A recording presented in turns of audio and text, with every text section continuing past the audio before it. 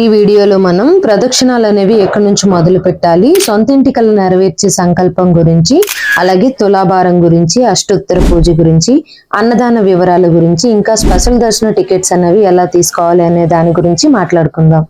ప్రదక్షిణాలు అనేవి ఎక్కడి నుంచి మొదలు పెట్టాలనేది చాలా వరకు తెలియదు అందరికీ.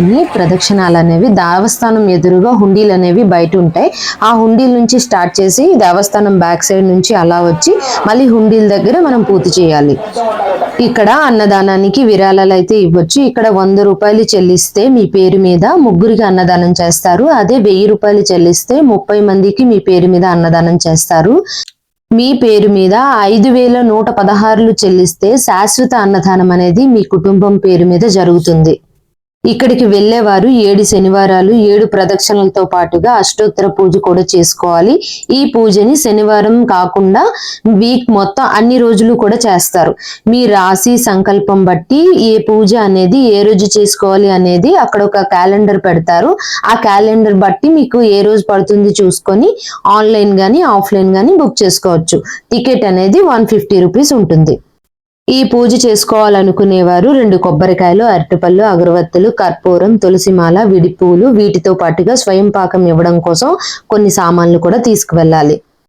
దేవస్థానంలో రూమ్స్ ఉన్నాయా అని చాలా వరకు అడుగుతున్నారు. దేవస్థానం రూమ్స్ అయితే అస్సలు లేవండి. బయట రూమ్స్ అయితే ఉంటాయి. మనకి రూమ్ లేకపోయినా పర్లేదండి. ఇక్కడ ఒక పెద్ద హాల్ ఉంటుంది, ఓపెన్ హాల్. అక్కడ చాలా వరకు అయితే అందరూ ఉంటున్నారు. అక్కడ ఉండి మనం దర్శనం చేసుకొని రావచ్చు. లేదు ఉదయాన్నే నదీ స్నానం చేద్దాం అనుకునే వారికి దేవస్థానం ఎదురుగా గౌతమి తీరం ఉంటుంది. అక్కడికి వెళ్ళి స్నానం చేయొచ్చు.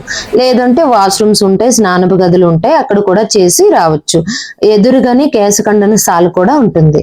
ఇక్కడ అన్నిటితో పాటుగా తులాభారం కూడా ఇవ్వచ్చు. ఈ తులాభారం అనేది పటిక బెల్లం, బియ్యం, చిల్లర కాయిన్స్, వెండి, బంగారం ఎవరి శక్తి కొలది వారు కోరుకునే సంకల్పం నెరవేరాక వాటికి తగ్గట్టుగా తులాభారం అనేది చేస్తారు. దీనికి టికెట్ అనేది 50 రూపీస్ ఉంటుంది. ఈ తులాభారం చేసేటప్పుడు వడ్డీ కాసుల వాడు ఎంత తీసుకోవాలో అంత తీసుకుంటాడు కాబట్టి అనుకున్న దానికంటే కొంచెం ఎక్కువే తీసుకుంటాడు.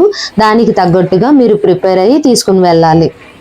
ఈ తులాభారానికి అవసరమైన బెల్లం, బియ్యం అయితే అక్కడే దొరుకుతాయి, వారి దగ్గర తీసుకోవచ్చు. ఇప్పుడు సొంత ఇంటికల నెరవేరే సంకల్పం గురించి మాట్లాడదాం. ఇక్కడ 7 ఇటుకలతో సంకల్పం చేస్తారు. ఈ ఇటుకలు అనేవి కిట్ అంతా 150 రూపీస్ ఇస్తే వాళ్ళు ఇస్తారు మనకు ఒక కిట్. అందులో 7 ఇటుకలు ఉంటాయి. దానిలోనే పసుపు, కుంకుమ, పూలు, ఒక వత్తి, ఒక ప్రమిద, నూనె కూడా ఉంటుంది. మనం ఈ 7 ఇటుకల్ని ఒక దానిపై ఒకటి పెట్టి ఆ 7ంటికి కూడా గోవిందనామాలు అనేవి రాశాక దీపం పెట్టుకొని మనము సంకల్పం అనేది చేసుకోవాలి. సొంత ఇంటికల నెరవేరడానికి ఎంతో మంది అయితే ఈ సంకల్పం అనేది చేస్తున్నారు.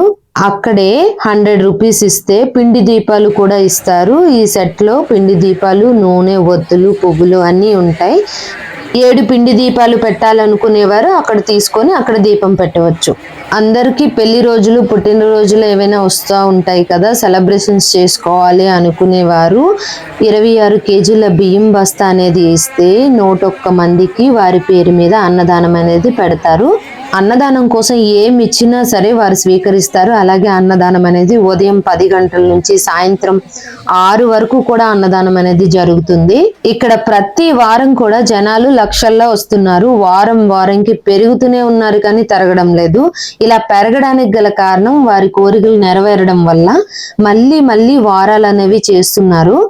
మనసులో కోరిక అనేది బలంగా ఉండడమే కాదు, మన వంతు ప్రయత్నం కూడా చేయాలి. అప్పుడే మన కోరికలు అనేవి నెరవేరుతాయి. ఈ గుడిలో వీటన్నిటితో పాటుగా కాయిన్ ని నిలబెడతారు. మనం ఏ కోరిక అయితే అనుకుంటామో ఆ కోరికని మనసులో తలుచుకొని ఆ కాయిన్ అయితే మనం అక్కడ నించో పెడితే ఆ కాయిన్ అనేది నించుంటుంది.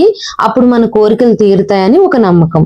1 సంవత్సరం లోపు పిల్లలకి స్పెషల్ దర్శనం అనేది ఇస్తారు. ఈ స్పెషల్ దర్శనంతో పాటుగా వారితో పాటుగా ఇంకో పర్సన్ ని లోపలికి అలౌ చేస్తారు. అలాగే వికలాంగులకు కూడా ఇలాగే అలౌ చేస్తారు. వారికి టికెట్స్ అనేవి ఉదయం 7 నుంచి 8 లోగా ఇస్తారు.